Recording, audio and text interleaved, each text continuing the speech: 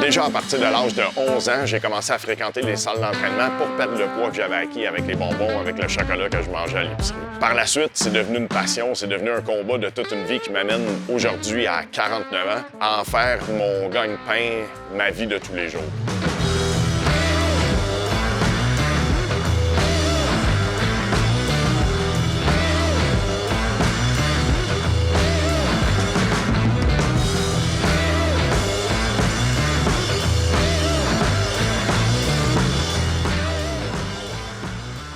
C'est drôle comment est-ce que le passé fait de nous ce qu'on est aujourd'hui. Dans le fond, j'ai grandi ici, dans le Vieux-La-Prairie, où est-ce que mon grand-père avait déjà démarré un premier marché général où est-ce qu'il était bouché dans ce temps-là puis il offrait de la viande.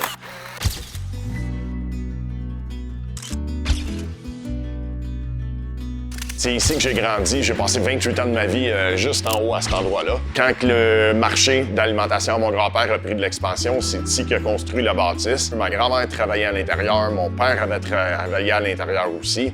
Donc, j'ai grandi dans un environnement d'épicerie. Le fait d'avoir l'épicerie qui m'a forgé aujourd'hui à aimer ce domaine-là a fait en sorte que j'avais accès à tous les bonbons, tous les chocolats auxquels je pouvais imaginer avoir accès. Donc, j'en ai mangé. Là, j'ai subi une période un peu difficile à l'école, ce qui m'a amené à essayer de perdre le poids que j'avais acquis. J'avais demandé à mon père qui appelle un centre de la santé qui était dans le Vieux-La-Prairie pour lui demander si j'avais le droit d'aller m'entraîner, même si j'étais trop jeune. J'avais commencé mes premiers pas là-bas, à m'entraîner, à être coaché sur quoi manger, puis c'est là où je me rappelle des souvenirs, mais il y avait des choses qu'on recommandait dans ce temps-là qui faisaient aucun sens, là. Fait que je voulais comprendre mieux le corps humain pour être capable de m'amener à la silhouette que j'avais toujours rêvé.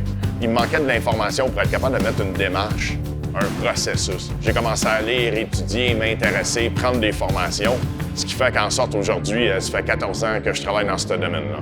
Puis c'est devenu une passion.